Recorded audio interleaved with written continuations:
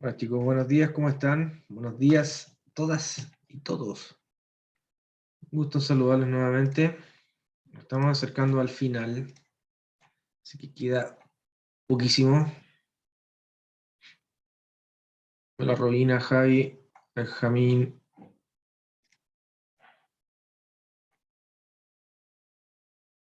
Espero que se encuentren bien, chicos.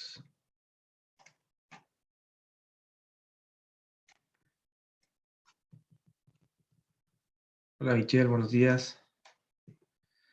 Vamos a asistencia de inmediato.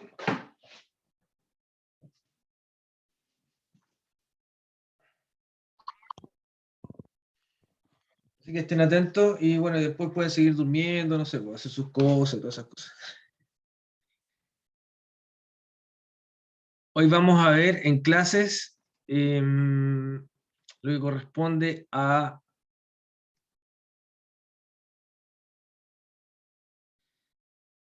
Nada que ver, pues, de otra asignatura. La clase anterior. Estos son fundamentos metabólicos. Vamos a ver integración metabólica y ciclo de ayuno.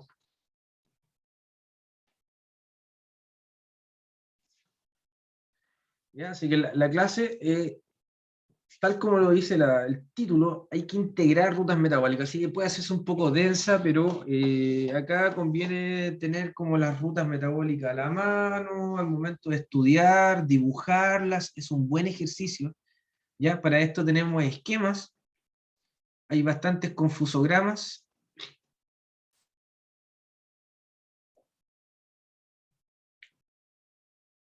eh, que podemos interpretar con respecto a las rutas metabólicas que aparecen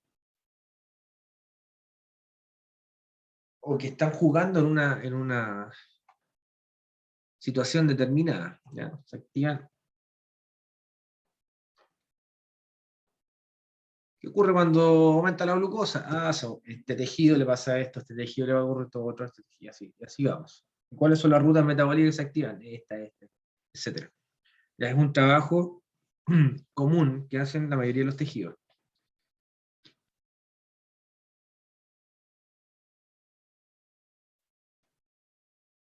Ya, si tienen alguna pregunta con respecto al certamen o esas cosas, lo pueden hacer al final de la clase,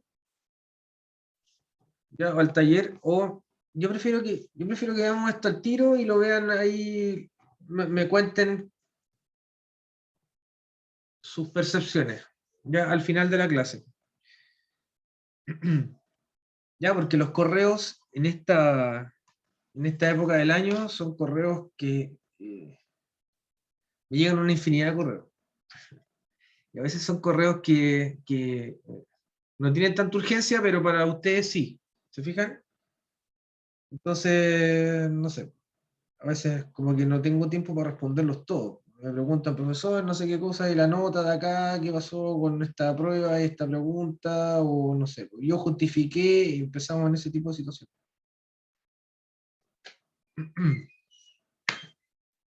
Muy bien. Así que al término de la clase, si tienen alguna pregunta o alguna duda con el certamen que rindieron la semana pasada, lo podemos ver. ¿Está claro? ¿Estamos claros? ¿Estamos o no estamos? Porque decir estames, como que no pega, ¿cierto?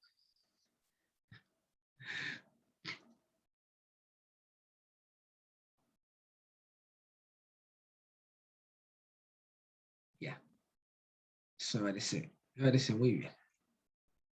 El chat lo voy a dejar abierto.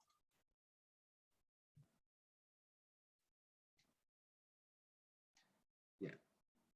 Javiera Abrel. Ahí está la Javi, siempre presente. Antonia Estudillo. Antonia también. Hoy terminaron los laboratorios. Sí, pues la semana pasada parece que fue el último laboratorio, ¿no? Qué bueno, qué bueno. Sí, profe. Qué bueno, es un alivio terminar los laboratorios, ¿cierto?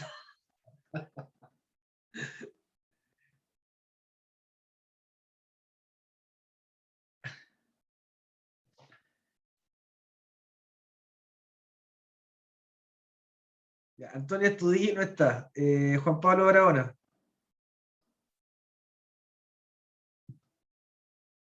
Ok. Benjamín Barahona. Presente. Ya. Darín Cabello. También está. Presente, profe. Ya. Violeta Campaña. Ahí está Violeta. Gibson Carvajal. Ahí está Gibson. Javiera Cruz. Ok, Javi. Michelle González. Presente, profe. Tomás González.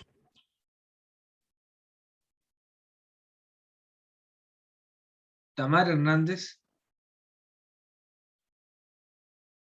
Ya. Paola Jerez. También está Paola. Presente, profe.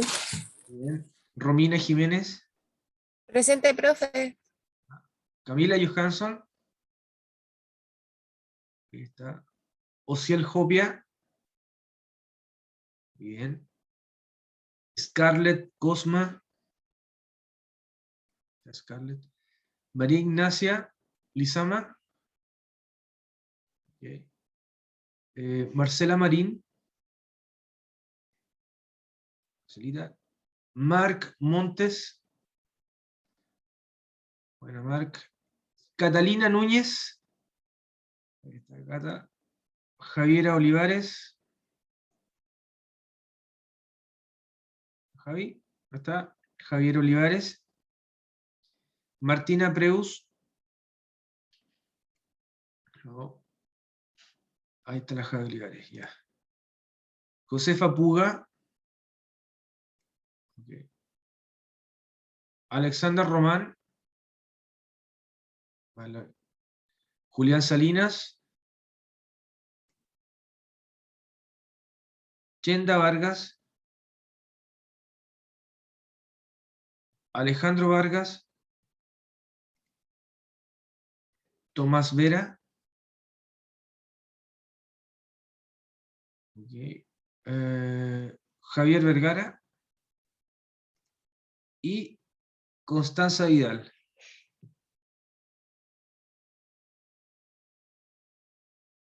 Connie. Constanza. Todavía no llega. Presente. Ya, ahí está, ya, ok. Es que ando en la calle, profe, perdón. Ya, no hay problema.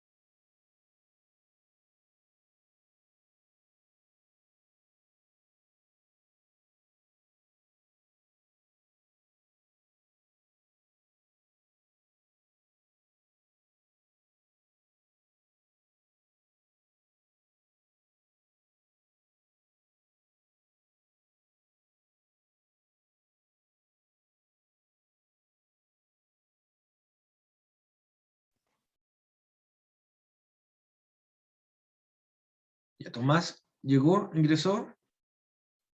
Antonia Astudillo.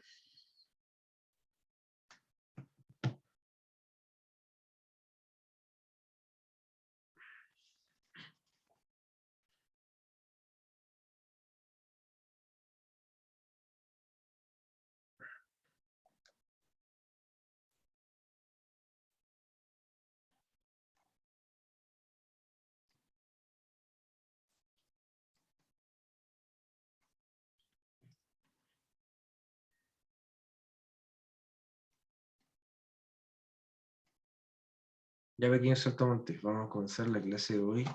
Integración metabólica. Integración del metabolismo. Generalmente la integración metabólica se hace con lo que nosotros vamos revisando ya, pero obviamente el metabolismo ya es mucho más de lo que nosotros revisamos acá.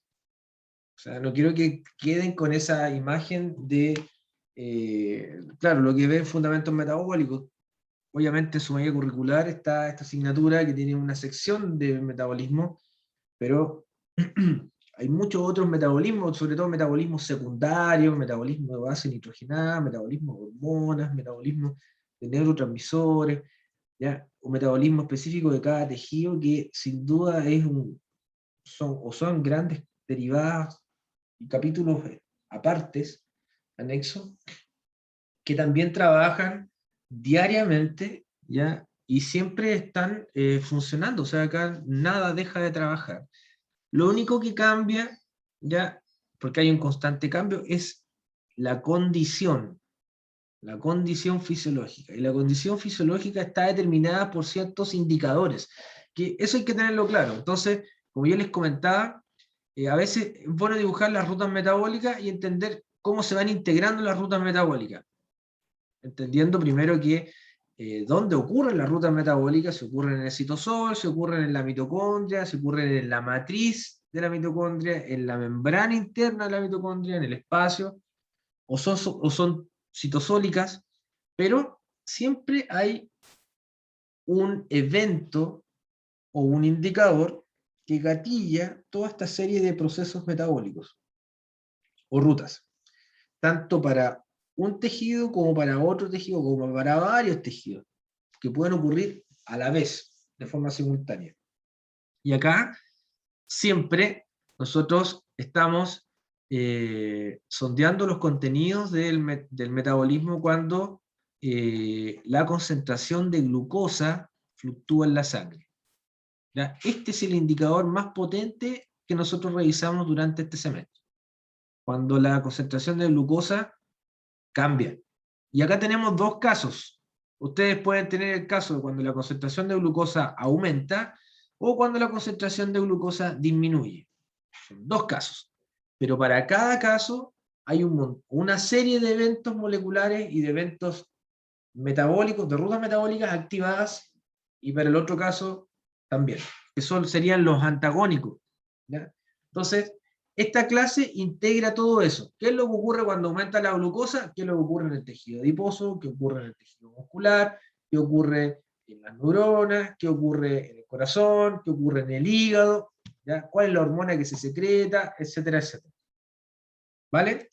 Entonces, acá hacemos una integración no solo que está relacionada con el metabolismo, sino también relacionada con tejidos y órganos, ¿ya? Que está relacionada con el control hormonal, porque hay una hormona que controla a todos estos tejidos y órganos involucrados, y con respecto a la situación específica de cómo gatillar ese evento en diferentes tejidos, ¿ya? O en diferentes órganos. Y no son muchas las posibilidades, chiquillos, ¿ya? Y tampoco son muchas las hormonas analizadas. Entonces, la integración del metabolismo celular está determinada, obviamente, como yo les comentaba, por el aumento o la disminución de la glucosa, que es como el director de orquesta, ¿ya? Y acá empezamos a ver este tipo de confusogramas, estos confusogramas que a ustedes les gusta tanto, ¿ya? Lo revisamos bastante bien. Tenemos que integrar todas las rutas metabólicas, así que vemos tejidos y ciertos intermediarios que se conectan con una u otra ruta metabólica en el mismo tejido. ¿Ya? Entonces acá, a esta altura, hay que tener la película clara. Y la película clara es tener las rutas metabólicas clarísimas. Entonces, aquí dice esquema del metabolismo global de una célula animal, ¿ya? Porque la célula vegetal tiene otro metabolismo que nosotros no vemos, que es la fotosíntesis, ¿ya? Y está el ciclo de glioxilato, que es un mini ciclo de Krebs. Pero no difieren tanto de una célula animal. Las células vegetales también tienen mitocondrias. Ya, solo que tienen ese gran proceso que nosotros no podemos hacer, que es la fotosíntesis, por supuesto. Nosotros pudiésemos hacer fotosíntesis, no necesitaríamos alimentarnos. Nadie pasaría hambre. Tienen que tomar sol y tomar agua. Y con eso andaríamos bien. Sería maravilloso, ¿cierto? Pero nuestro aspecto no sería como el que conocemos, sería como medios verdes. ¿Ya? Seríamos como medio alienígenas, así como medios verdes. Quizás por eso llegan los marcianos a los alienígenas. ¿Qué creen ustedes? Alienígenas ancestrales. Me voy a peinar como el conductor de ese programa. Muy bien. ¿Cuál es la visión del metabolismo celular? El metabolismo celular está relacionado con las biomoléculas. De hecho, para asignarse el nombre de biomolécula, tenemos que tener un metabolismo propio. O sea, la macromolécula o la biomolécula tiene que tener un metabolismo degradativo y tiene que tener un metabolismo de síntesis. O sea, un catabolismo y un anabolismo. Por eso que las vitaminas quedan fuera de ese selecto grupo, que serían los carbohidratos, los lípidos, los ácidos nucleicos y, por supuesto, las proteínas. Entonces, ¿cómo se integran proteínas? ¿Cómo se integran con los carbohidratos las proteínas? ¿Y cómo se integran también los lípidos en este juego metabólico? Y fíjense que acá no están los ácidos nucleicos, pero los ácidos nucleicos sí están integrados, por supuesto, ¿ya? Están integrados también muy estrechamente relacionados con el metabolismo de las proteínas, pero por supuesto que ese capítulo lo dejamos fuera. En cambio, ustedes tienen un capítulo que está relacionado con las vías informacionales, o sea, la síntesis del RNA, qué le ocurre después con el RNA, la replicación, la transcripción, después la traducción. Eso es lo último que veremos en la asignatura, que sería desde la próxima semana, o desde el día jueves. Vamos a ver eso. Y con eso cerramos los contenidos y se acaban las clases. Entonces, el metabolismo de proteínas, ¿cómo funciona? El metabolismo de glucógeno, de los carbohidratos, ¿cómo funciona? ¿Cómo funciona el metabolismo de glucógeno? La síntesis y degradación. ¿Cuáles son las rutas metabólicas involucradas? ¿Cómo funciona el metabolismo de las proteínas? ¿Ya? Están relacionadas con los aminoácidos. Eso es lo que vemos nosotros acá. Entonces, proteínas. Proteínas son ingeridas, proteínas son degradadas. Las proteínas ingeridas llegan de la dieta. Las proteínas degradadas, todos los días se degradan proteínas. Todos los días perdemos masa muscular. ¿Ya? Si hace ejercicio, pierde más masa muscular. Alrededor de unos 200 miligramos diarios de proteína perdemos, que hay que recuperarlo en la dieta. Ojo, hay que reponer, hay que recuperar, hay que comer proteínas todos los días. ¿Ya? No necesariamente de carnes, ¿ok? Si como un vegetal también tiene proteína, pero en un bajo porcentaje. ¿De acuerdo? Así que esa pérdida hay que recuperar en la dieta. Por supuesto que cuando las proteínas se degradan, ¿no? Tanto las proteínas ingeridas también se van degradando, si ya lo vimos, pues lo vimos que las proteínas se rompen. Hay un ataque enzimático, hay una digestión enzimática en el estómago, también en el duodeno. Y lo que nosotros absorbemos no son proteínas, son aminoácidos. ¿Vale? Y cuando se degradan las proteínas del músculo, del tejido muscular, también son aminoácidos. Se degradan las proteínas, pero se liberan aminoácidos.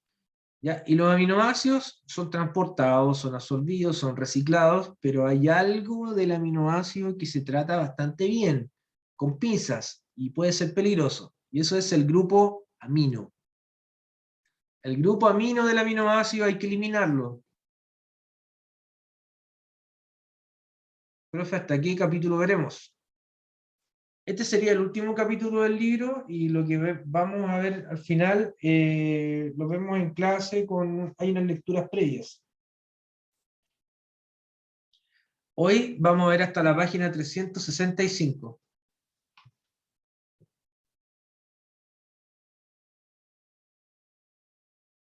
¿Vale?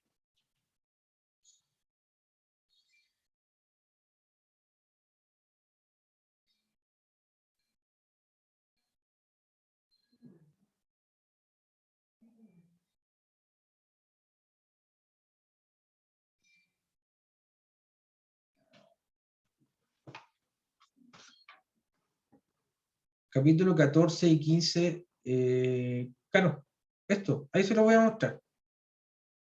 Hasta la página 365, desde esta hasta la página 365.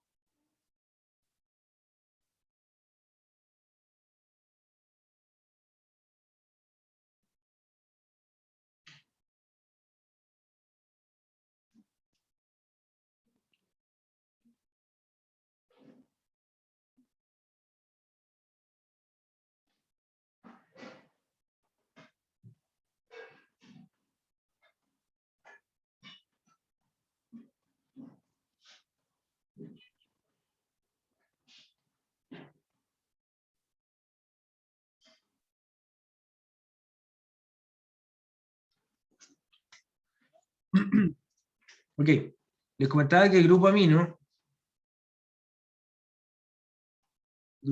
llega de la degradación de los aminoácidos y tiene que ser transportado al hígado. ¿Y cuál es la finalidad de eliminar el grupo amino? La finalidad es que no aumente el grupo amino en la sangre. Si el grupo amino aumenta en la sangre, provoca un cuadro tóxico que se llama amonemia, ¿ya? Y la amonemia tiene graves consecuencias. Por lo tanto, el grupo amino hay que eliminarlo. ¿Cómo se elimina el grupo amino? Tenemos que llevar el grupo amino al hígado, y en el hígado el grupo amino hay que desaminarlo con una reacción bien específica que se llama desaminación oxidativa, que es única. La desaminación es una reacción. Por lo tanto, la desaminación oxidativa elimina el grupo amino de los aminoácidos que son estos transportadores de grupo amino. ¿Cuáles son esos aminoácidos? Alanina, ya que es el transportador preferente que usa el músculo, y el otro transportador se llama glutamina. Alanina y glutamina son los transportadores de grupos aminos. Alanina, transportador exclusivo del músculo; glutamina, transportador del músculo también, pero de otros tejidos periféricos. Periféricos como eje central el hígado, ¿ya? A eso se refiere como tejido periférico. Aquí en el metabolismo, el tejido central es el tejido hepático. Tejido periférico, todo lo que no es hígado. ¿Vale?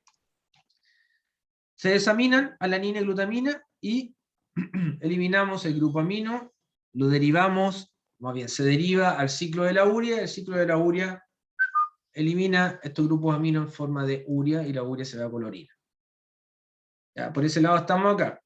¿Qué ocurre con los esqueletos carbonados? Los esqueletos carbonados era el resto del aminoácido. Ese es el aminoácido, o esa es la estructura de un aminoácido, la cadena lateral y el grupo amino. ¿Ya? El grupo amino hasta acá, recuerden que se rompe el enlace. Se rompe el enlace, se elimina el grupo amino, y ese grupo amino va acá, en forma de urea, el ciclo de la urea. Pero el resto del aminoácido, toda esta estructura, se conoce como el esqueleto carbonado. ¿Ya? Y el esqueleto carbonado, ¿qué se hace con estos esqueletos carbonados? Se pueden convertir en piruvato, se pueden convertir en acetil-CoA, ¿se acuerdan? O en intermediarios del ciclo de Krebs. De ahí viene la clasificación de estos esqueletos carbonados, que pueden ser esqueletos carbonados cetogénicos o esqueletos carbonados glucogénicos. ¿Ok? Una fracción de estos esqueletos carbonados cetogénicos se puede convertir en cuerpo cetónico. ¿Vale? Y otra fracción de estos esqueletos carbonados que son glucogénicos se van a convertir en glucosa. Pero ahí tenemos que tener activada la gluconeogénesis. Y aquí viene el dilema. Este esquema se puede leer bastante bien, usted puede inferir bien para dónde va la flecha, el piruvato, acetil-CoA, ciclo de Krebs, fosforilación oxidativa, cadena de transporte electrónico, y dice, estoy listo. El problema es lo siguiente, es ¿cuándo? ¿Cuándo ocurre todo esto? ocurre todo esto de forma simultánea? Aquí está todo mezclado, ¿ya? Pero ¿cuándo ocurre esto? Por eso hay que saber diferenciar. ¿Cuándo ocurre la degradación de proteína? ¿Ya? ¿Cuándo ocurre la degradación de glucógeno? Ocurre la degradación de glucógeno y la síntesis de glucógeno simultáneamente. Aquí están las dos escritas, glucógenolisis, glucógenogénesis. ¿Se fijan? Pero las dos no ocurren. Ocurre la fermentación, ¿ya? Junto con la degradación de proteína, ocurre la glucógenolisis con la fermentación láctica, ¿ya? Y la fermentación láctica ocurre cuando hay degradación de triglicéridos o los lípidos. Entonces, ese es el punto. El punto de esta parte, ya, de la asignatura es que ustedes entiendan cuándo ocurren todos estos eventos, y si es que estos eventos ocurren como está escrito acá, todos simultáneamente.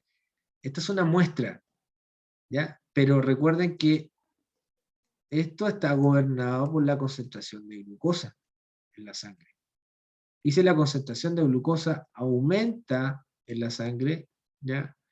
Hay varias rutas metabólicas que deberían desaparecer. ¿Ok? Por ejemplo, la beta-oxidación no ocurre. Entonces debería borrarla.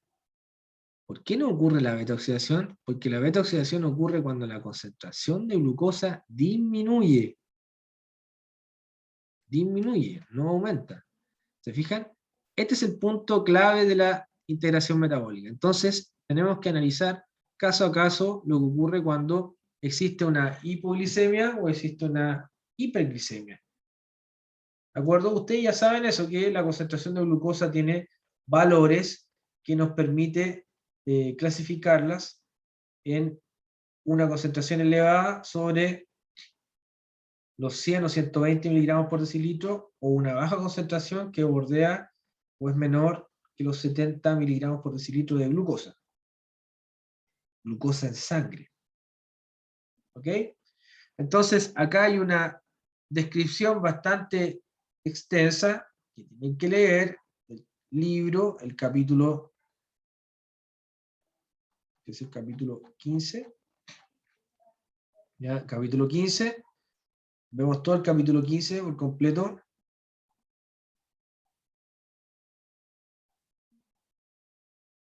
De cada uno de los tejidos y qué ocurre con ellos en una situación determinada. Entonces, hay que analizar los casos. Caso A, ¿ya? O caso B.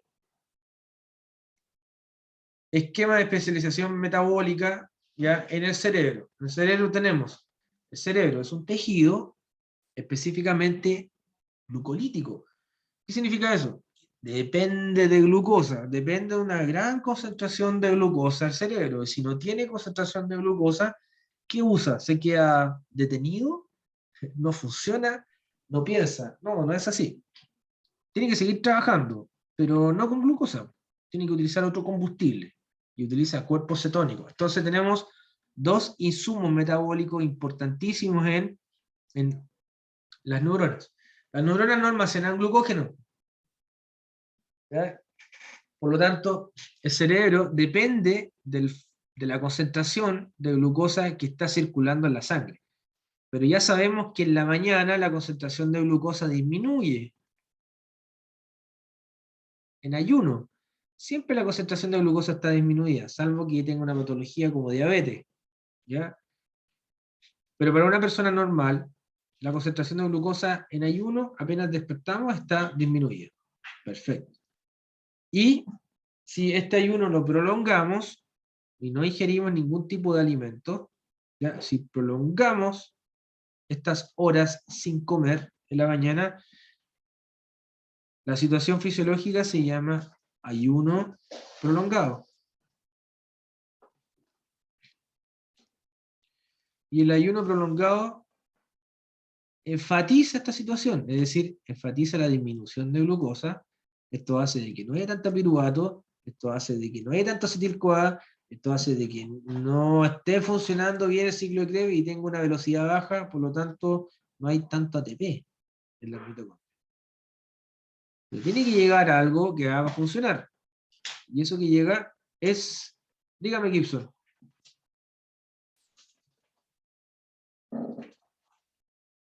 ¿Se escucha? Claro, ¿Profe? sí, se escucha bien. Profe, el esqueleto carboxilado, si no me equivoco, después de degradarse el aminoácido, así se llama, ¿no? Esqueleto carbonado. Esqueleto carbonado, exacto. ¿Se transforma en piruvato y en qué más, profesor? A ver, los esqueletos carbonados, lo voy a escribir acá. Mira, acá. Los Carbonato. esqueletos carbonados, ¿ya? Está abreviado como S, ¿vale? Se clasifican, ¿Ya? hay dos grupos, se clasifican en dos. Se clasifican en cetogénicos,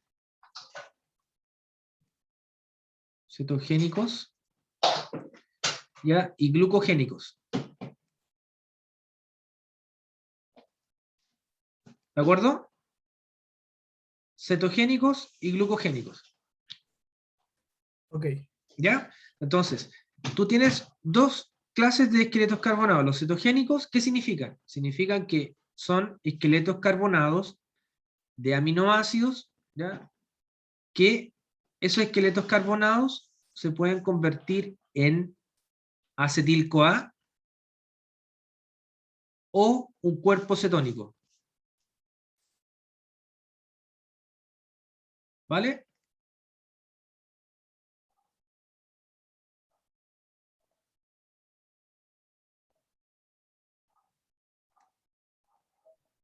Gibson, ¿me escucha? Ok.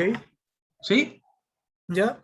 Ya. Y los glucogénicos, la palabra lo está diciendo, pues, son esqueletos carbonados de aminoácidos que se pueden convertir en... ¿En qué se pueden convertir? ¿Glucógeno? En glucosa. Ay, ok. Glucosa. ¿Ya?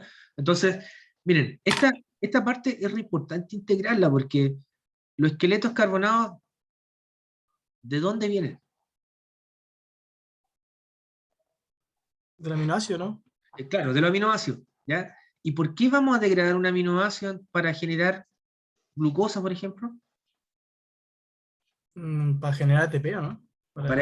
Exacto, para generar energía. Para eso es. ¿Ya? Es para generar energía. Por eso es que nosotros degradamos también masa muscular. ¿Ya? Degradamos proteínas. Las proteínas que son proteínas estructurales de nuestra musculatura se van degradando. Ahora, esa degradación puede ir en aumento si tú tienes un deporte, por ejemplo. Practicas constantemente un deporte, sobre todo si es deporte de contacto. ¿Ya? O sea, imagínate que eres un peleador de la UFC. Imagínate cómo salen de machucados esos tipos. ¿Ya? Quedan llenos, están moreteados enteros. O sea, todas esas proteínas, ¿ya? Que están ahí, que fueron degradadas por el deporte que practican ellos, una pelea, imagínate, salen llenos de moretones, o sea, con traumas musculares, y esa cantidad de proteína ellos la tienen que recuperar. Pero, ojo, que esa proteína no se elimina, no se pierde. ¿Ya? El esqueleto carbonado se usa acá, como acetil-CoA o cuerpo cetónico, y también como glucosa. ¿Vale? ¿Está claro eso primero, Gibson? Sí, profe. Ya, vale. Ahora, ¿cuáles son las vías de los esqueletos carbonados? Ya, bueno, los glucogénicos,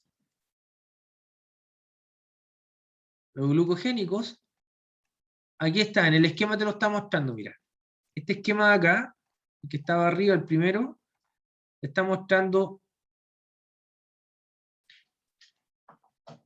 aquí, ¿ves? Estos aminoácidos, los esqueletos carbonados, ¿ya? Que son glucogénicos, ¿a dónde pueden llegar? Pueden llegar al ciclo de Krebs.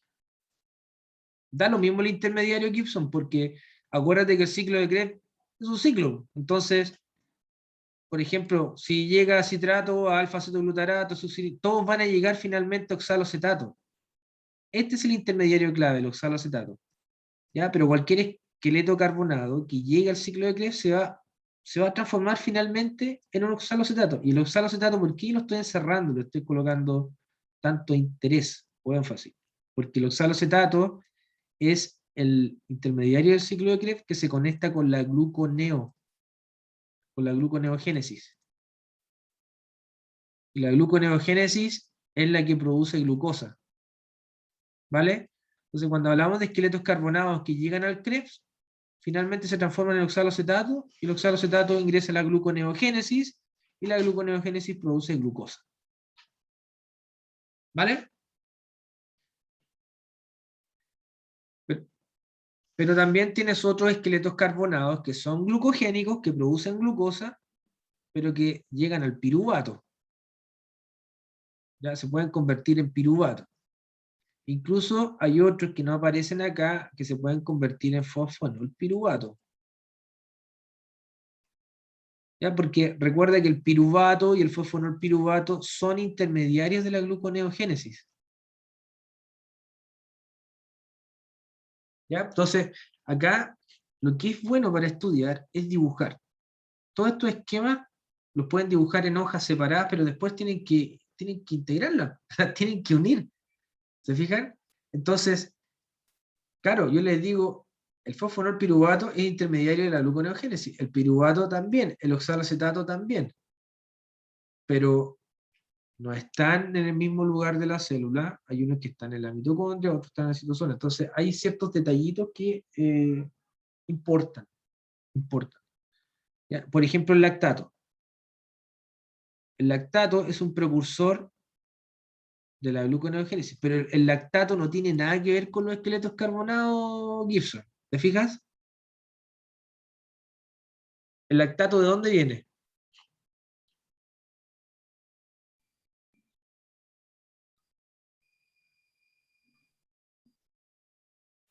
Profe, pegué cortocircuito. ¿Por qué? Respire. ¿Sabes que todo Hay sube que- con todo? Qué loco, no, qué loco. Sí, pero hay que respirar un poquito, mira, porque yo como les comento, chiquillos, sí, acá hay que tomarlo con calma, ¿ya? Porque estos esquemas tienden a confundir, por eso yo les digo confusograma, ¿ya? Porque generalmente el alumno cuando, y a mí también me pasó, yo cuando comencé a estudiar, y estaba en la universidad, igual que ustedes, ya veía esto, y, uy, ¿qué es esta cuestión? ¿Ya? O sea, hay flechas para allá, para acá, y como que, bueno, ¿por dónde comienzo? ¿Ya? Es como la pregunta, ¿y por dónde parte esto? ¿Por Profe, dónde comienzo? Dime. entonces, de los esqueletos carbonados, los glucogénicos, como ruta intermediaria, llegan al ciclo de Krebs, ¿no? Ya, de parte Claro, del... llegan al ciclo de Krebs, o llegan al piruvato, o llegan al fosfonolpiruvato. ¿Ya? Esos son como los tres más importantes, los glucogénicos. ¿Y los cetogénicos? ¿A dónde llegan? Al ciclo de Krebs igual, pero específicamente a la parte de ese intermediario, el Acá, O, ese mismo. ya, acetil-CoA. No, no llegan al Krebs, llegan a acetil-CoA directo. Ah, ok. ¿Ya? Llegan a acetil-CoA directo, o, bueno, a partir de acetil-CoA se pueden producir también cuerpos cetónicos. Cuerpo cetónico. Ese mismo. Ya, son estos dos, pero en primer lugar, número 1, acetil-CoA. ¿Ya? Y número 2, cuerpo cetónico. ¿Por qué número 2, cuerpo cetónico? Porque el cuerpo cetónico, para hacer cuerpo cetónico, se requiere acetil-CoA. ¿Ya? La cetogénesis no va a funcionar si no hay acetil-CoA disponible. Entonces, por eso es que, claro, el esqueleto carbonado produce acetil-CoA, ese es un esqueleto carbonado cetogénico. Ya, tengo acetil-CoA, puedo hacer cuerpo cetónico. ¿Se entiende?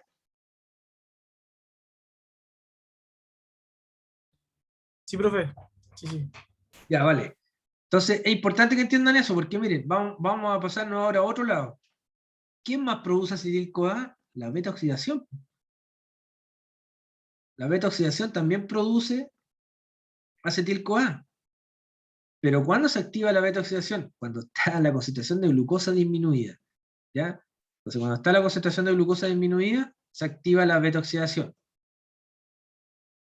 ¿Ya? Correcto. Pero también cuando hacemos ejercicio. cuando hacemos ejercicio, la concentración de glucosa también cae, también se disminuye.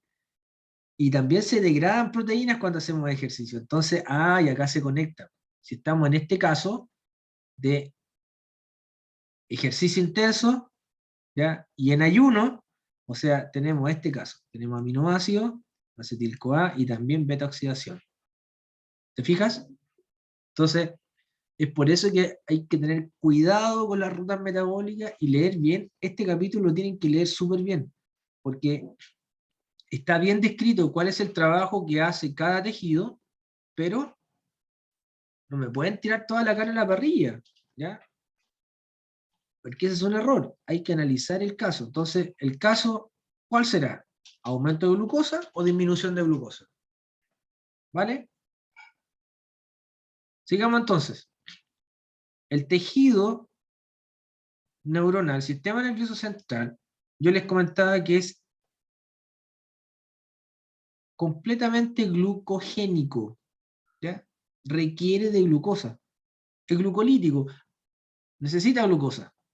Ese es como su único, ¿ya? O más bien el principal metabolito que forma parte como del combustible del sistema nervioso central. Y si no hay glucosa, estamos en problema. Bueno, algo tendría que utilizar. ¿Qué utiliza? Cuerpo cetónico. O si no, en ayuno no podríamos funcionar, pues si usted no toma desayuno, no podría funcionar. Nadie podría funcionar, nadie podría ir a trabajar, nadie podría ir a clase, nadie podría ir al colegio, nadie podría hacer nada si no toman desayuno. Quedaría inhabilitado. Bueno, hay algunas personas que dicen que si no toman desayuno quedan inhabilitados, pero no es así, es mentira. Uno puede seguir funcionando igual. ¿Y por qué funcionas igual? Porque el sistema nervioso central usa cuerpos cetónicos. Entonces hay que entender de dónde vienen estos cuerpos cetónicos. Vienen del hígado, ¿ya? Vienen del hígado, ¿cierto? ¿Y qué está haciendo el hígado? ¿Qué ruta metabólica está haciendo el hígado? Y ahí empezamos a hacer acá empezamos a hacer el cruce. Acá empezamos a hacer la integración metabólica. El hígado hace beta-oxidación. Y con la beta-oxidación tenemos acetil-CoA. Y con acetil-CoA hacemos los cuerpos cetónicos. ¿Se fijan? Acá está la integración metabólica. Yo estoy diciendo que la cetogénesis ocurre en el hígado, pero estamos hablando del sistema nervioso central. Entonces, estos órganos se integran. ¿Ya? Pero ¿quién está dirigiendo la orquesta? Eso es lo que nunca hay que perder de perspectiva, nunca hay que perder el objetivo acá. ¿Cuál es la situación? ¿Cuál es la función fisiológica en la cual nos encontramos? Nos encontramos con una baja concentración de glucosa. ¿Vale? Porque si aumenta la concentración de glucosa, cambia el panorama. ¿Ya? Entonces, bueno, el sistema nervioso central usa cuerpo cetónico, usa glucosa. ¿Y los cuerpos cetónicos cómo lo utiliza? Esto también lo vimos en clase. Los cuerpos cetónicos son transformados a acetil-CoA. Y la acetil-CoA va al ciclo de Krebs y produce NADA, HFA, H2, y estos son llevados a la cadena de transporte electrónico y la fosforilación oxidativa y se produce ATP. ¿Se fijan? Entonces tenemos un nivel energético en el sistema nervioso central que mantener. Y ese nivel energético está relacionado con eso, con el ATP. Tenemos que mantener una concentración de ATP constante en el sistema nervioso central. ¿Por qué? Porque el sistema nervioso central es un consumidor, ¿ya?, empedernido de ATP. ¿Y por qué consume tanto ATP? Porque hay una cosita que se llama bomba de sodio y potasio que usa ATP. Y la bomba de sodio y potasio es fundamental para transmitir el impulso nervioso que nos permite pensar.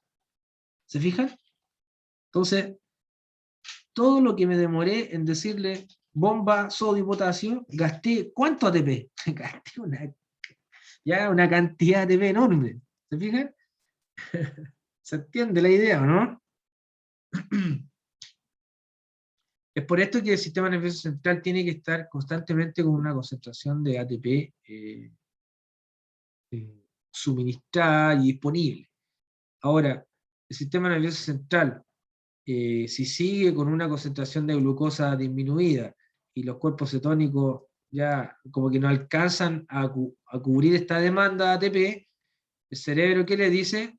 El cerebro manda una señal ¿a dónde? Al estómago. ¿Ya? Y le dice, estómago, da rodillas, estómago, quéjate, estómago, tengo hambre, y el estómago manda la señal, y uno percibe la señal de hambre. ¿Se fijan? O sea, este hace sus quejas cuando no le llega glucosa.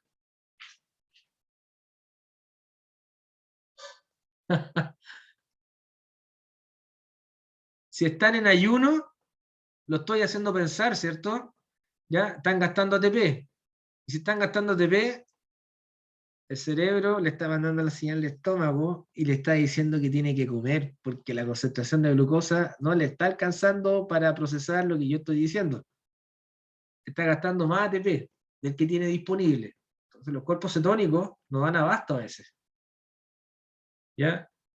¿Y qué hace el hígado para compensar esta disminución de ATP si que no comen? ¿Qué hace el hígado? ¿Qué hace el hígado para compensar esa disminución de ATP cuando la persona no come, pero sigue haciendo ejercicio, o sigue trabajando, o sigue estudiando? ¿Qué ruta metabólica activa el hígado?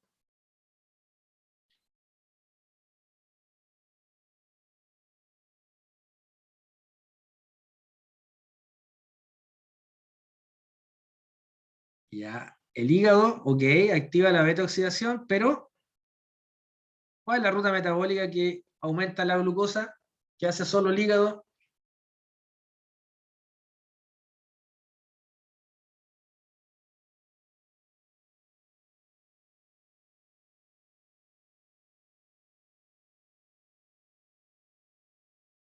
La beta-oxidación fabrica glucosa. ¿Y cómo se llama eso,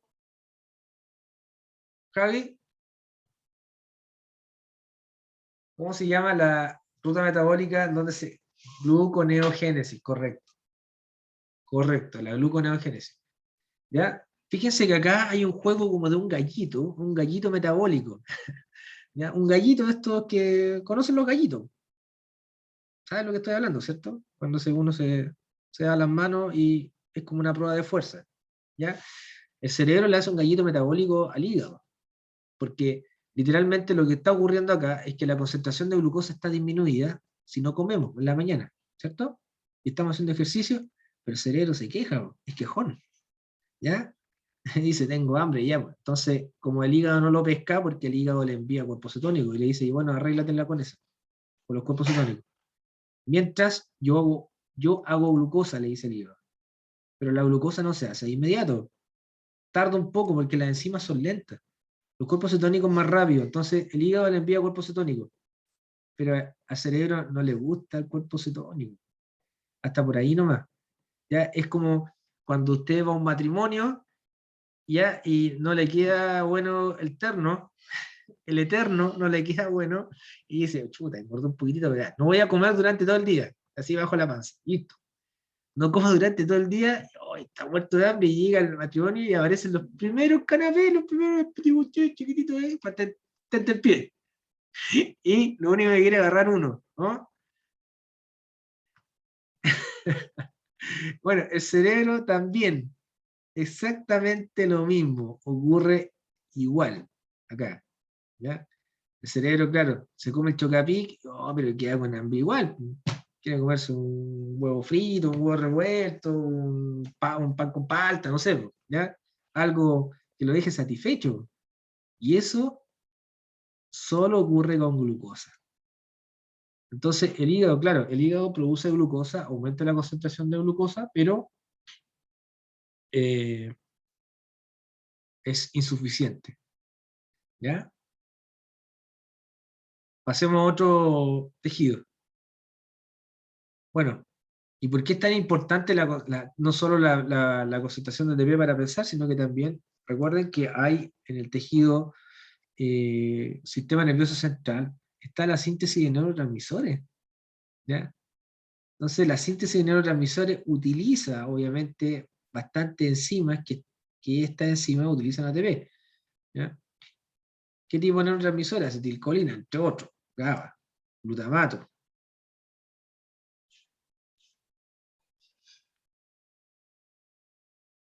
Entre otros.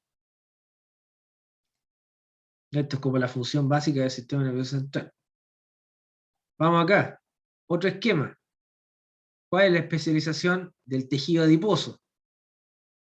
El tejido adiposo, ¿qué es lo que hace? Almacena.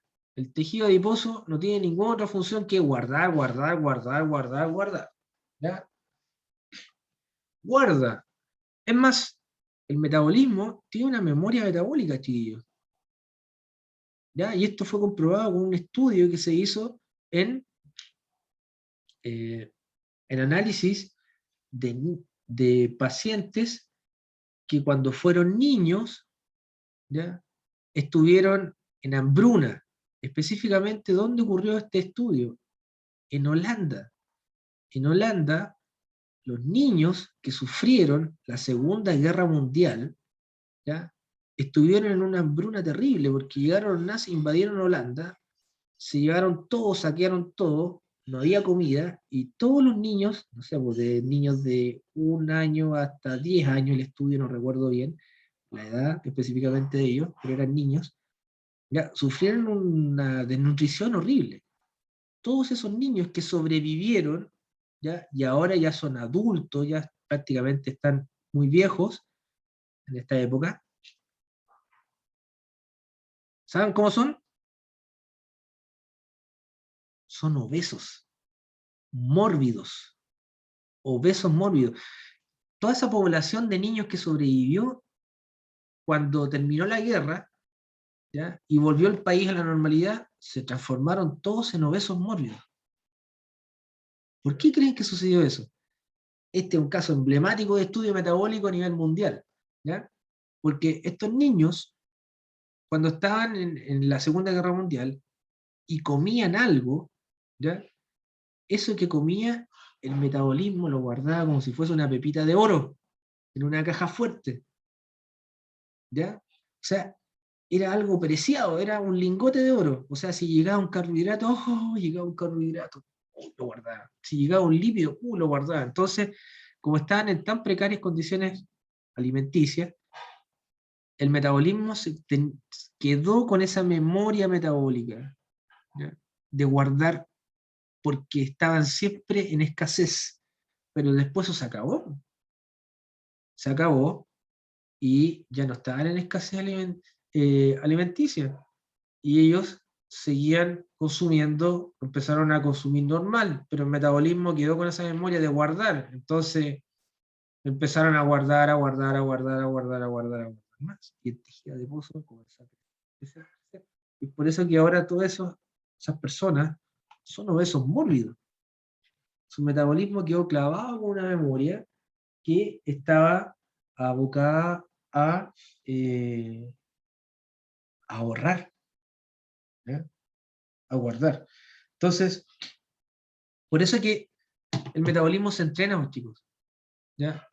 Las personas que están haciendo deporte constantemente entrenan su metabolismo, de forma inconsciente lo hacen, ¿ya? Ustedes que están en la universidad también están entrenando el metabolismo, porque están en una situación en donde tienen gastos de glucosa que son obligatorios cuando tienen que estudiar, ¿ya? Y ahí cuando tienen que estudiar, lo ideal sería estudiar en el día, pero hay veces que no da el tiempo y uno estudia de noche. Y cuando uno estudia de noche y está estudiando concentrado y le pone todo el power, da hambre, ¿no? Y comenzamos a comer de noche.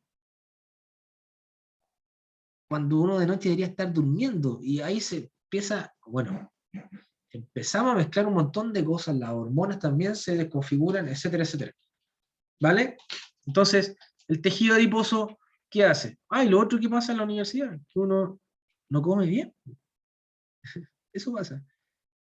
Que llegamos a la U a veces y bueno, y el desayuno, ya, chao, no importa, tengo una prueba.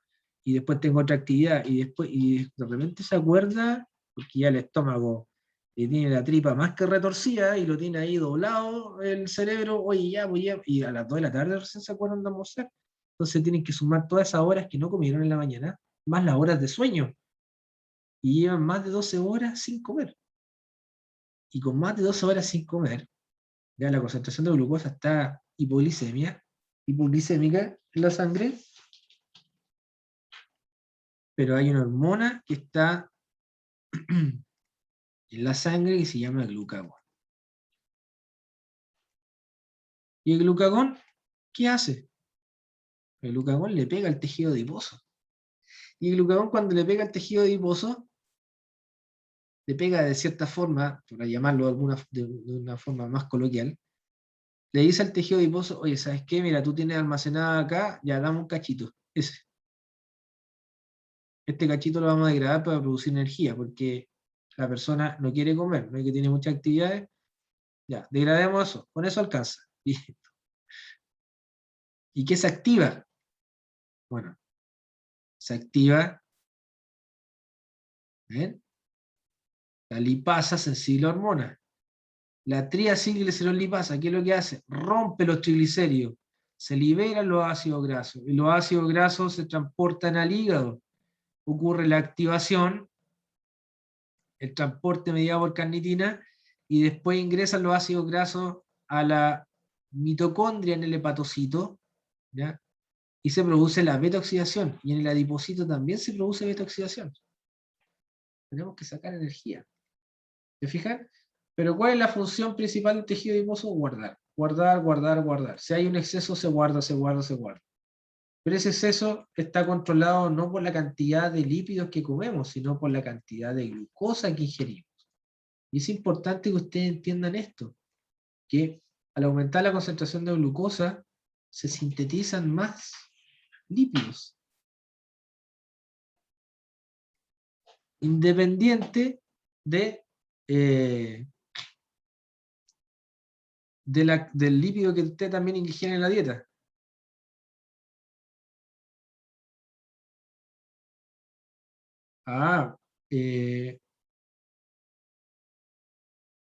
Buen tema, Javi, estás planteando tú. ¿Lo puedo comentar?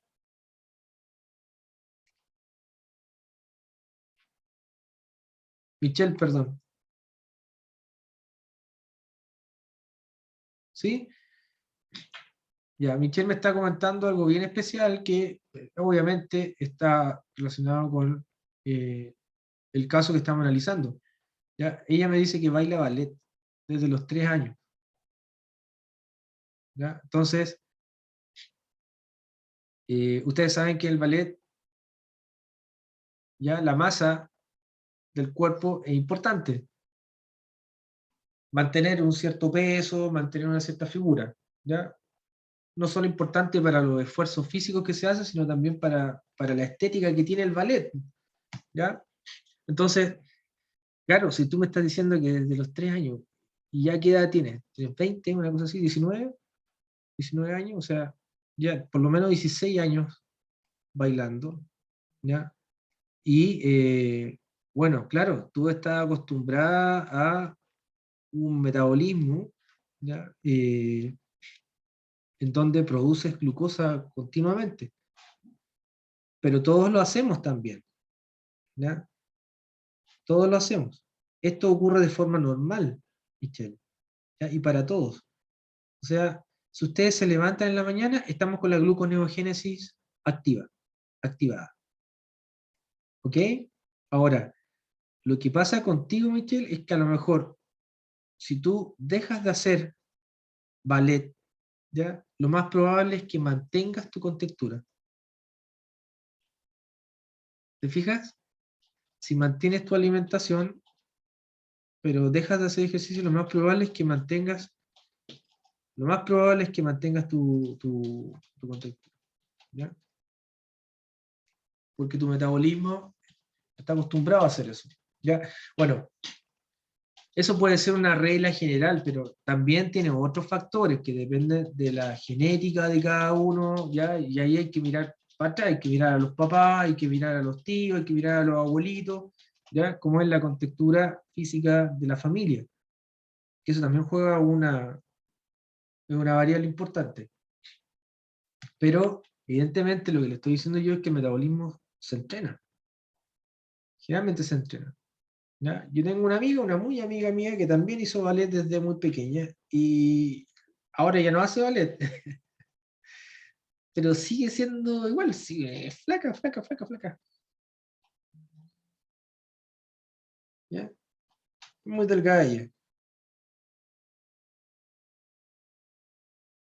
Ya no hace ballet, pero sigue igual. ¿Se fijan? Bueno, la especialización de cada tejido también tiene una memoria, ¿ya? Una memoria metabólica. Y esa memoria metabólica también se puede cambiar. Por eso es que cuando a veces tenemos algún tipo de enfermedad como la diabetes, cambiar los hábitos alimenticios va a cambiar la memoria metabólica. ¿Ya? No es que uno aquí quede así como reseteado hasta la muerte y no puede haber un cambio. Sí, sí se puede hacer un cambio. Porque en este caso, no sé, si se dispara, en el caso de Michelle, es un ejemplo nomás, Michelle, que el que voy a colocar. O sea, si usted deja de hacer ejercicio, deja de hacer ballet y cambia la alimentación drásticamente y se vuelve muy, muy, muy buena para comer, o sea, también va a aumentar su peso y pues nos podemos pasar para el otro lado. ¿De acuerdo? O sea, hay un equilibrio también. O sea, las cosas no son como de forma espontánea, ¿ya? O mágicas. ¿Sí? Tienen que, tienen que entender también de que cuando lo que uno ingiere está relacionado derechamente con lo que nosotros vamos gastando. Hay un balance energético, chiquillos, eso lo vimos en bioenergética. ¿Ya? Cuando comemos más de lo que necesitamos, o sea, ¿cuál es el objetivo? ¿Qué es lo que hace el metabolismo? Guardan. Si ya no estamos gastando tanta energía porque estamos más sedentarios y estamos comiendo lo mismo como que si estuviésemos haciendo deporte, cuando uno hace deporte da hambre y come, come, come, come. Pero bueno, la energía la compensas porque la gastas, ¿ya? En el deporte. Pero si sigues comiendo lo mismo y ya no haces deporte, obviamente, y esa diferencia, ¿qué se hace? Se guarda, ¿ya? Se va distribuyendo. Bueno, y cada vez más con los años ese proceso se hace más efectivo, es más eficiente.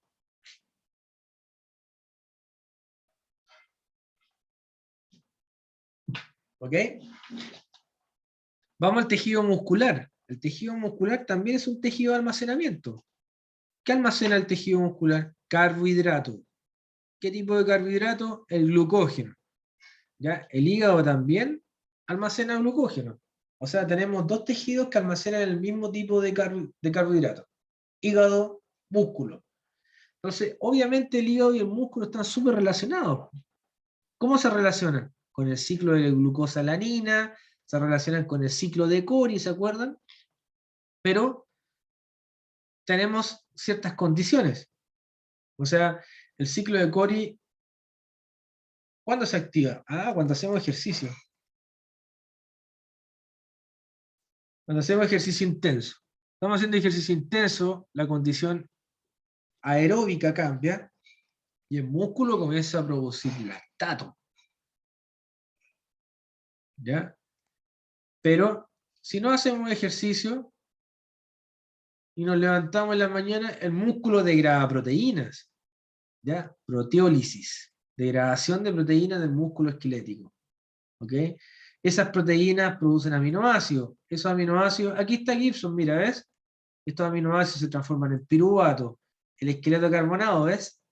El esqueleto carbonado se transforma en algún intermediario del ciclo de Krebs. ¿Te fijas? O se pueden transformar también estos esqueletos carbonados en acetil-CoA. ¿Ya? Y lo que no es esqueleto carbonado, es decir, el grupo amino se elimina, como urea, en la orina. Este es por el lado de las proteínas, de los aminoácidos que vienen del músculo, pero estos aminoácidos tienen que ser transportados al hígado. Y los esqueletos carbonados que llegan al hígado son transformados en piruvato. ¿Para qué? Para ingresarlo a la gluconeogénesis. ¿Ok? Pero esto, ¿cuándo ocurre? ¿Cuándo ocurre? Hay que colocarse un indicador, hay que colocarse una situación, cuando la concentración de glucosa disminuye. Entonces, cuando la concentración de glucosa disminuye, se activa la liberación de una hormona que se llama el glucagón. Esa es la hormona que está dirigiendo acá la orquesta.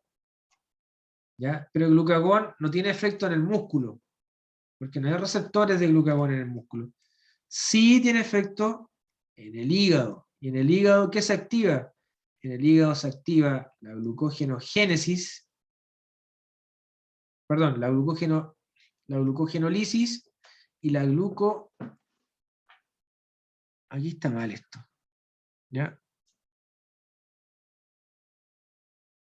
Esta es la gluconeogénesis. Esta es la primera edición del libro, la que tengo yo acá, en el PDF. Eso que está ahí debería decir gluconeogénesis.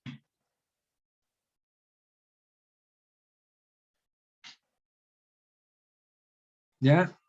Ustedes saben que nosotros estamos en contacto con la autora de este libro, ¿ya? Y esta fue la primera edición. Y con el profe Johnny Gaete empezamos a recuperar todos los errores de la primera, de la primera edición, y el profe Johnny le envió un correo a la autora, ¿ya? Y le dijo, oye, ¿sabes qué? Mira acá esta cuestión está mal, ¿ya? Y todos esos errores desaparecieron en la segunda edición. Pero, bueno, yo tengo el PDF acá de la primera edición, me olvido de ese, ya tendría que cambiar.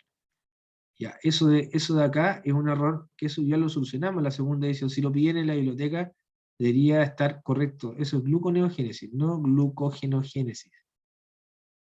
¿Ya? ¿Por qué? Porque la glucogenogénesis se produce cuando la concentración de glucosa es elevada. Y no estamos en ese caso acá.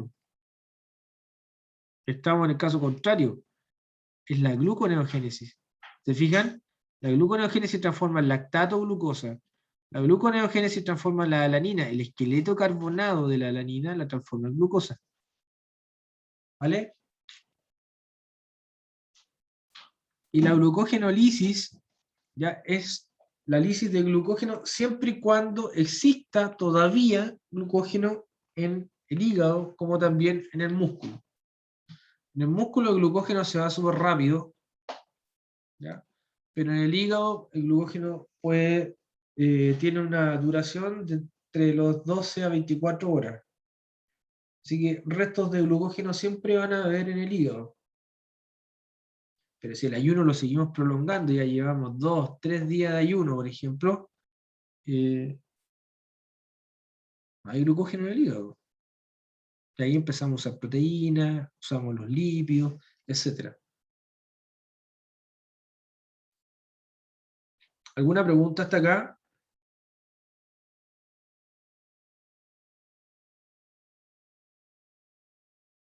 ¿Ya? El confusograma más grande es el que ocurre en el hígado. Yo siempre a mis alumnos les digo, hígado es sinónimo de Dios en el metabolismo, porque el hígado hace todos los metabolismos. Entonces, acá, cuando hablamos de metabolismo hepático, pucha, podemos hacer muchos esquemas, ¿ya? Pero, insisto, para estudiarlo hay que estar en dos casos. Cuando estamos en este caso hipotético, y cuando estamos en este caso hipotético. ¿Por qué? Porque cuando estamos en el primer caso hipotético, cuando aumenta la concentración de glucosa, ok, no hay problema, cuando aumenta la concentración de glucosa, ya el páncreas libera insulina. Y la insulina tiene impacto, tiene un efecto en el hígado, de inmediato. ¿Ya? ¿Y cuál es esa consecuencia? La consecuencia es que se activan rutas metabólicas específicas, ¿ya? Con la insulina, en el hígado. ¿Vale? En cambio, cuando la concentración de glucosa disminuye en la sangre, se libera otra hormona. El páncreas libera glucagón. Y el glucagón también tiene impacto en el hígado. Y las consecuencias de este impacto en el hígado por el glucagón están relacionadas también con otras rutas metabólicas que son antagónicas a las que produce la activación mediada por insulina. Entonces, es por esto que este confusograma que ustedes ven acá, tienen que analizarlo según el caso, cuando aumenta la concentración de glucosa o cuando disminuye la concentración de glucosa. ¿Vale? Entonces, claro, aquí tenemos la glucosa en la sangre, puede aumentar o puede disminuir. ¿Ya? Si tenemos glucosa en sangre disponible, va a haber glucosa después en el hígado. ¿Por qué? Porque todo lo que se absorbe después de la alimentación llega directamente al hígado. Recuerden que llega la glucosa fresca al hígado y el hígado la reparte. El hígado distribuye. ¿Ya? El hígado sintetiza, el hígado degrada. Comanda operaciones. Entonces acá, la glucosa que llega al hepatocito, al hígado, ¿ya? Se puede convertir en glucosa 6-fosfato, pero ¿esto cuándo ocurre? Ocurre cuando se activa la glucólisis. ¿Y cuándo se va a activar la glucólisis en el hígado? Cuando la concentración de glucosa aumenta. Y es estimulado por insulina. ¿Ya? La glucólisis produce piruvato, el piruvato aumenta acetil-CoA, el acetil-CoA va al ciclo de Krebs y induce un aumento de la concentración de ATP. Pero este aumento de acetil-CoA también golpea la síntesis de colesterol, la síntesis de ácidos biliares. El citrato también conduce al aumento del colesterol. El citrato del ciclo de Krebs también conduce al aumento en la síntesis de ácidos grasos, de fosfolípidos, de triglicéridos y de todos los lípidos. ¿Se fijan? O sea, si comemos glucosa o aumentamos la glucosa en la sangre, estamos contribuyendo a la síntesis de todo esto. Síntesis. ¿Se fijan? Pero esto ocurre cuando aumenta la concentración de glucosa. Por eso hay que tener cuidado con los esquemas. Hay que ubicarse en un esquema hipotético. ¿Ya? ¿Se entiende? Ahora, cuando aumentamos la concentración de glucosa, aumenta la concentración de glucosa sin fosfato y esta también activa la ruta de las pentosas, otra ruta metabólica en el citosol. Aquí está delimitada, este dibujo es la mitocondria, ¿ya? Y todo lo que está acá en ese cuadrado como de color naranja es el citosol. Entonces, la vía de las pentosas ocurre en el citosol y la vía de las pentosas produce NADPH. ¿Y para qué se produce NADPH? ¿Cuál es la función de NADPH? La función de NADPH es estar disponible para todo esto, para todos los lípidos, porque la síntesis de lípidos no puede ocurrir si no hay NADPH. O sea, si yo borro NADPH, no hay síntesis de lípidos. ¿De acuerdo? Esto es integración metabólica, ¿se fijan? Estamos integrando rutas metabólicas diferentes, pero también estamos integrando tejidos diferentes. Porque esto ocurre en el tejido hepático, pero también todo lo que está acá se va con el VLDL a la sangre. ¿Y la sangre a dónde lo transporta? Al tejido adiposo. ¿Para qué? Para que sea almacenado. Y no solo el tejido adiposo, sino que también se distribuye a otros tipos de tejidos que tienen también demanda de lípidos, como el corazón.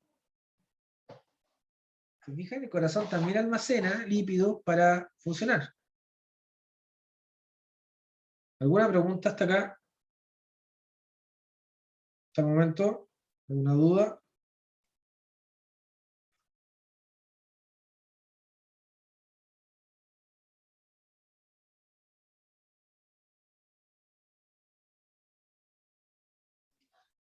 ¿Alguna duda? ¿Alguna pregunta? ¿No?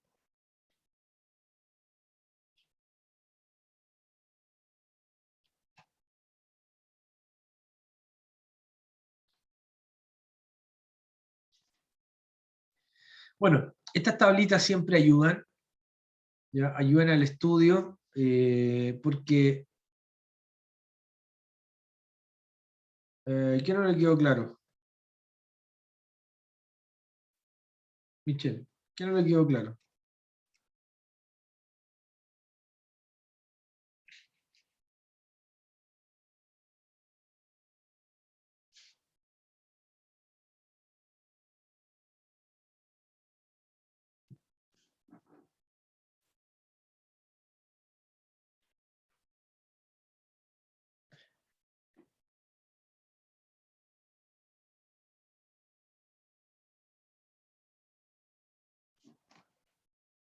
A ver. Eh,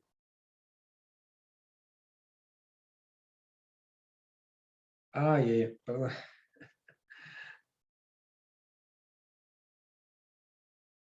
Ya. Ya, ok.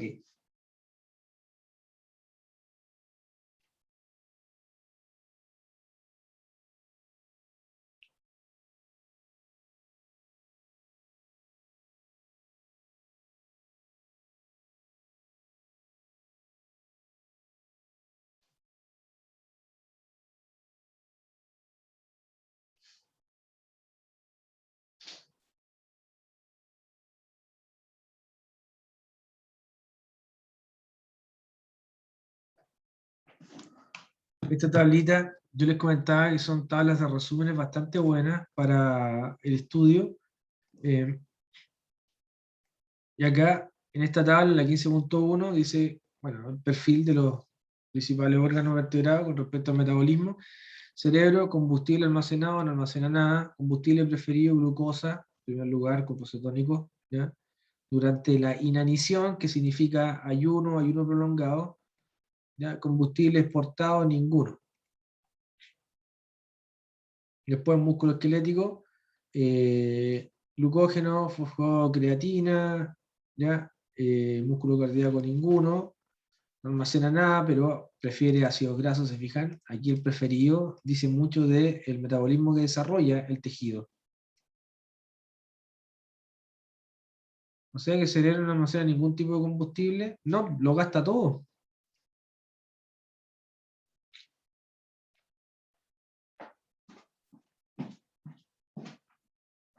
El sistema nervioso central se gasta todo, todo lo que llega se lo gasta, porque tiene una alta actividad, porque tienen que pensar que, como en algunos casos se podría almacenar, como eso.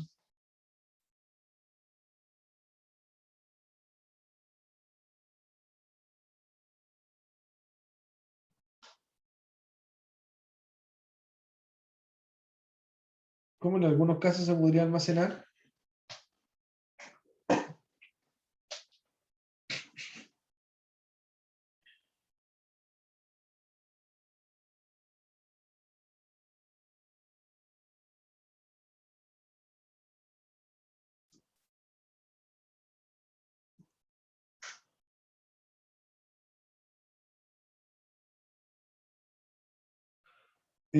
No, pues, Michelle. No, porque todo lo que llega al cerebro se gasta, o sea, el cerebro tiene una alta actividad. Fíjate que a veces tú no puedes estar haciendo nada, o sea, puedes estar en un reposo absoluto, pero estás pensando full. Y ya esa actividad de pensar gasta ATP.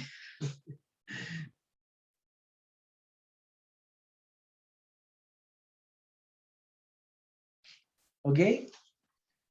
Claro, generalmente el sedentarismo está relacionado con la actividad muscular y la actividad del tejido adiposo, pero el cerebro gasta sí o sí. Si tú no estás sentado o estás haciendo ejercicio, olvídalo. Si estás haciendo ejercicio y estás pensando, peor, más ejercicio.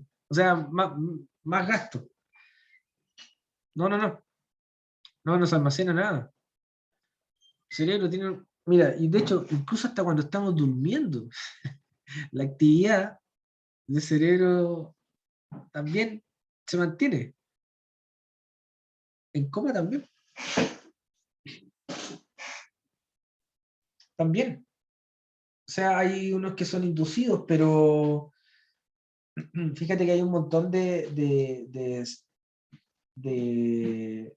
relaciones que gobierna el cerebro. O sea, no el cerebro, sino el sistema nervioso. ¿Ya? El sistema nervioso también tiene una parte que es autónoma. ¿Ok? Y esa parte autónoma también gasta energía. Hay movimientos que son completamente involuntarios, ¿ya? Pero la red de comunicación que utilizan son las neuronas, entonces las neuronas obviamente gastan energía en la transmisión de impulsos nerviosos. O sea, un movimiento involuntario, por ejemplo, un reflejo. Uno no piensa en hacer un reflejo, pero bueno, el reflejo va por un arco y ese arco son neuronas. La neurona, para transmitir ese impulso nervioso, gasta ATP, pues, entonces uno gasta ATP sin pensar incluso, que lo tiene que gastar. Respirar, también.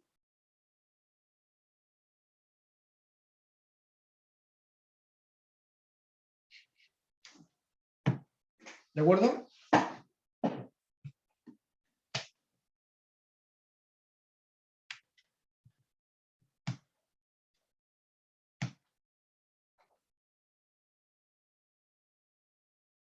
Sí, gastamos energía porque sí.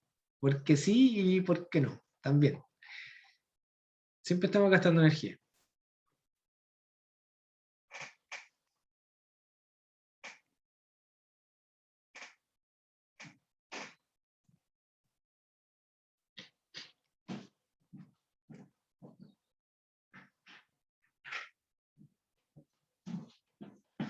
Bueno, sigamos avanzando.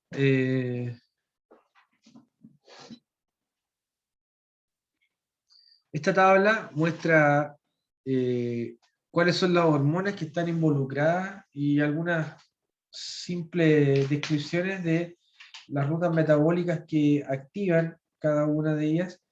¿Ya? Obviamente es bueno tenerlo claro, ¿ya? Cuáles son las hormonas que nosotros utilizamos acá en la integración metabólica, está la insulina, el glucagón, la adrenalina, ¿ya? Y por otras variables también pueden aumentar otros tipos de hormonas. Una de las más importantes, por ejemplo, el cortisol, ¿ya? Que es cuando estamos medio estresados, cuando no dormimos bien, el cortisol puede aumentar, ya es la hormona del estrés. Entonces, bueno, el cortisol también puede ahí también hacer o modificar un poquitito la actividad de las rutas metabólicas. Pero bueno, eso es más para fisiología, no es tanto para bioquímica. Pero aquí las tres hormonas son la insulina, el glucagón y la adrenalina. Pues la insulina es una hormona secretada por el páncreas, el glucagón también, y la adrenalina ya es una hormona que es secretada por la glándula o por la médula suprarrenal. ¿Ok? Y no siempre está presente la adrenalina, o se libera o se secreta en una condición bastante especial que es en respuesta a un estrés fisiológico, y generalmente ese estrés fisiológico está asociado a una consecuencia en donde la vida del individuo esté en peligro, generalmente, un susto. ¿Okay? Entonces, no necesariamente tenemos adrenalina en cada momento. Sí, insulina y glucagón cuando las concentraciones de glucosa fluctúan en la sangre. ¿Ok?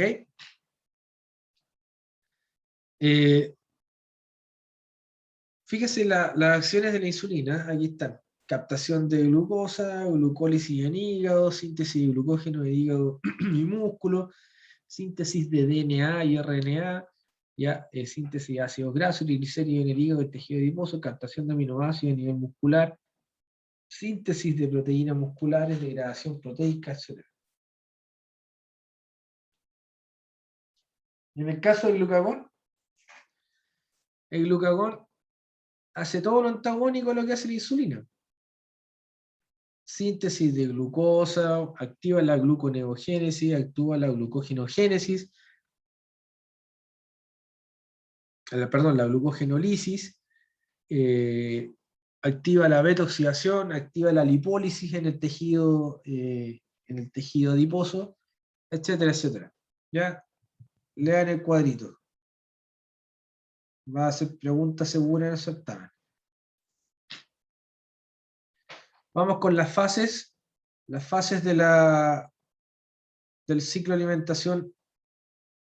Hay uno, ya, esto lo vamos a dejar para el día jueves. Ya, ahí vamos a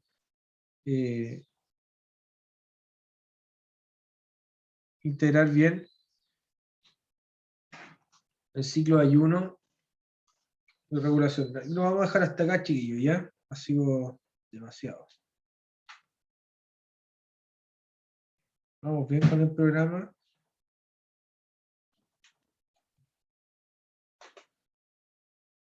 Hay que dar un descanso al sistema nervioso central.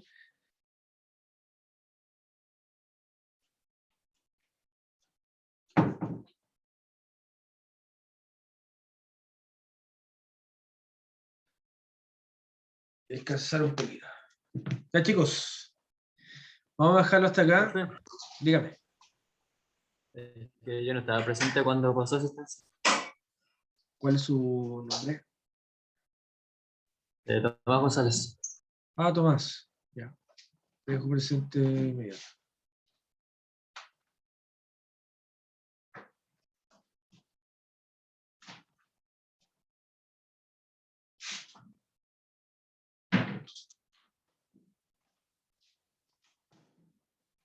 Me está cargando la carpeta y te dejo presente.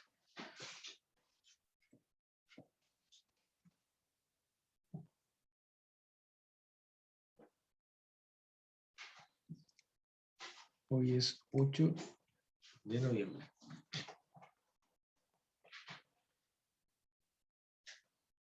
Tomás, ya Tomás. Estamos listos. ¿Y llegó Antonia Astudillo?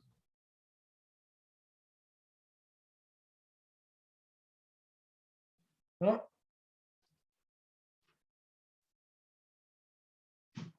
Chao, Gibson. Ya, chicos, nos vemos el jueves. Cerramos el capítulo el jueves. Pensé que lo podía terminar hoy día, pero ya está demasiado extenuante. Javi, ¿qué me quiere decir? Cuénteme.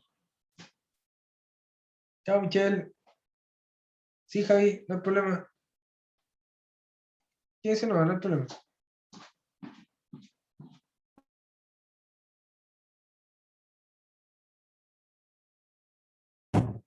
Profe, yo tengo dudas con unas preguntas del certamen.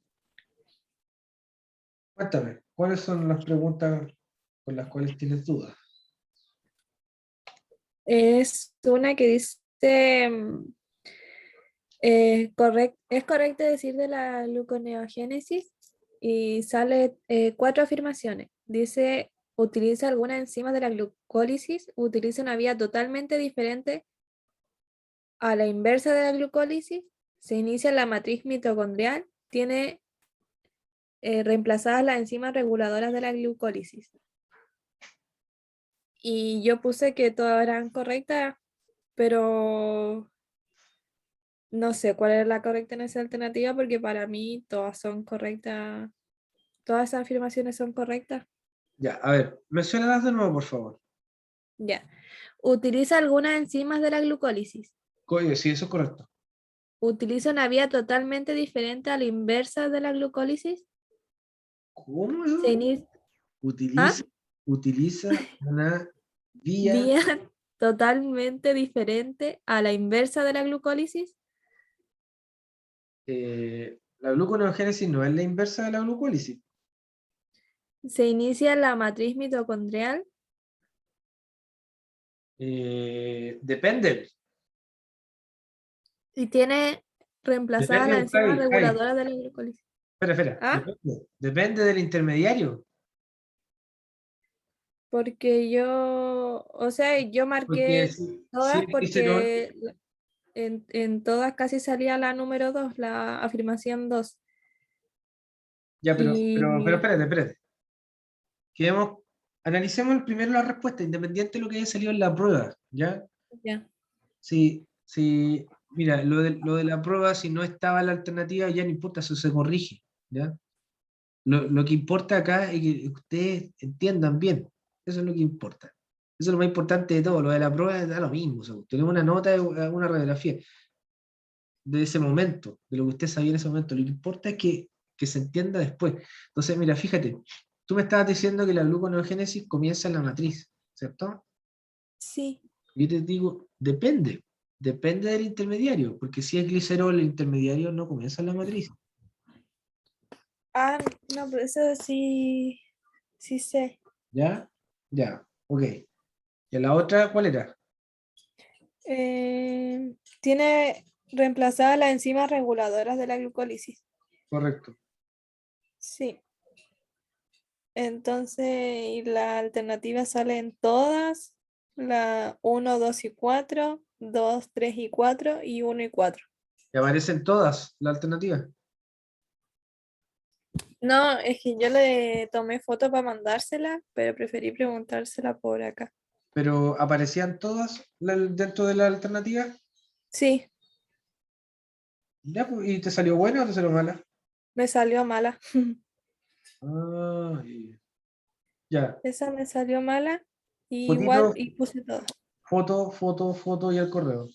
Ya. Ya, Y la otra que tenía duda, esta dice la vía de las pentosas.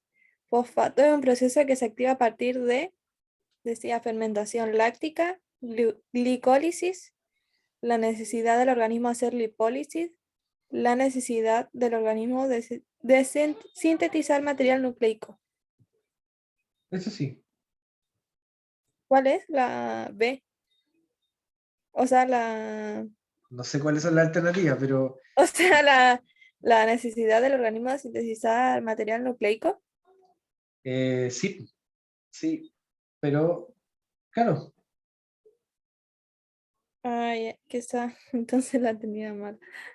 Y la otra que tenía duda era de pero el tema de, envíame un pantallazo de esa también. ¿Ya? ya, eh, el otro que tenía duda era sobre los inhibidores de la fosforilación oxidativa. ¿Ya? Dice que la primera dice la presencia de inhibidores del complejo 4 impiden el consumo de oxígeno y síntesis de ATP. La segunda información dice inhibidores del complejo 1 no impiden completamente la síntesis de ATP. La afirmación 3 dice la inhibición del complejo 3 disminuye parcialmente el consumo de oxígeno. Y la afirmación 4 dice los desacoplantes disminuyen parcialmente el consumo de oxígeno. ¿Ya? Y yo encuentro que las primeras dos afirmaciones son las que están correctas y yo marqué esas dos y me las puso malas.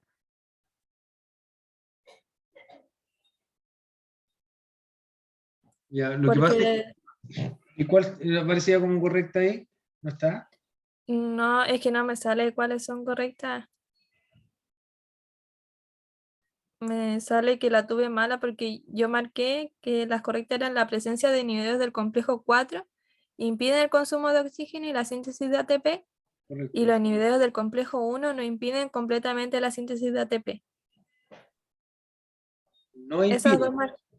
¿Ah? No impiden. No impiden completamente.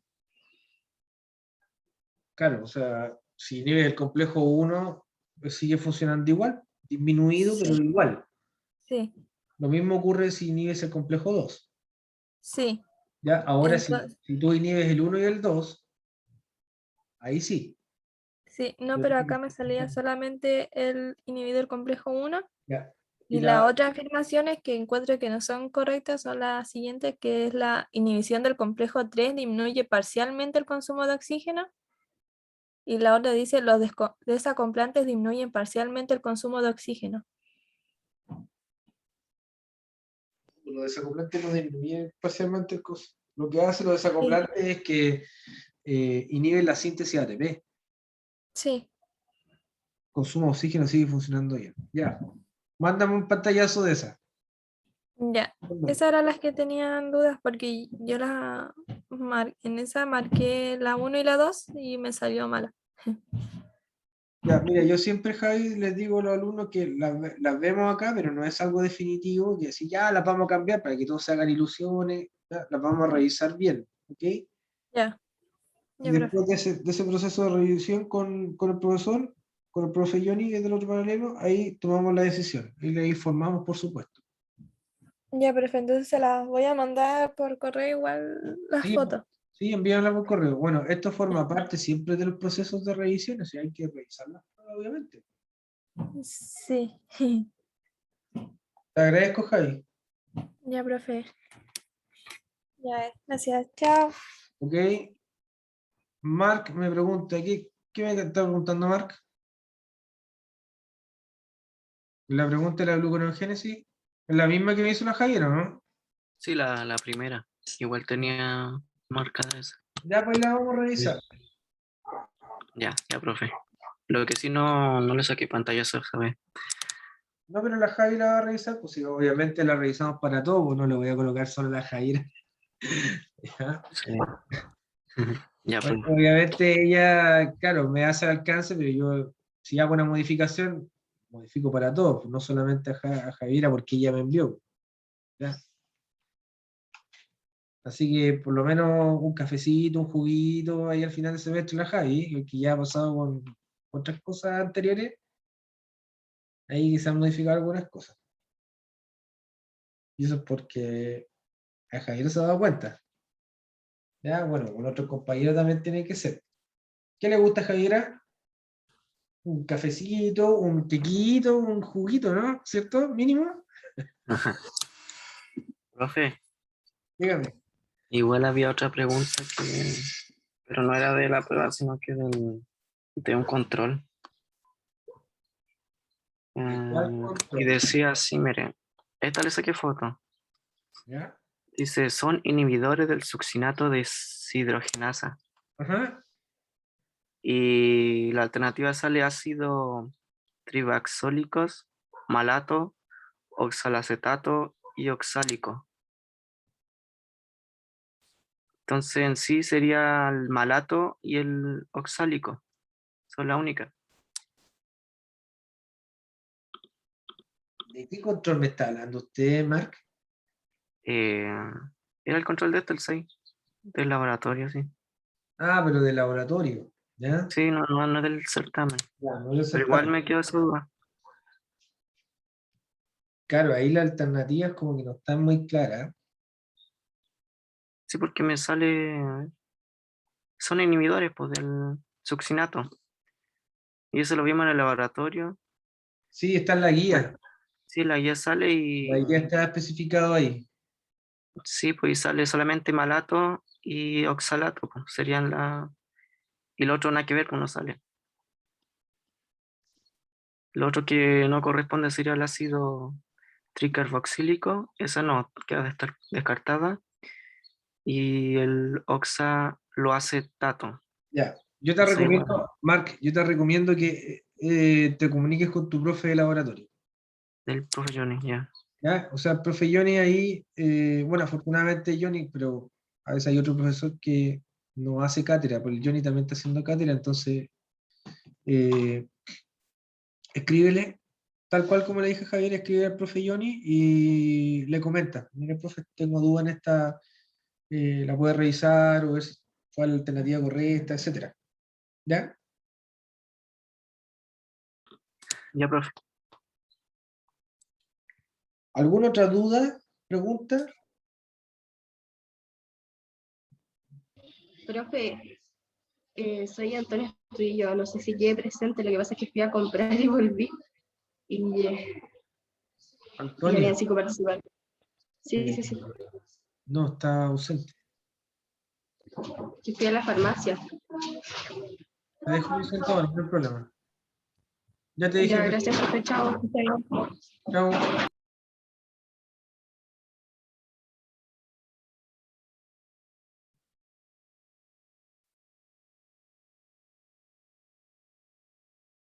Ya pues, nos vemos entonces. Chao, Marc. Chao, Josefa. Chao, profe.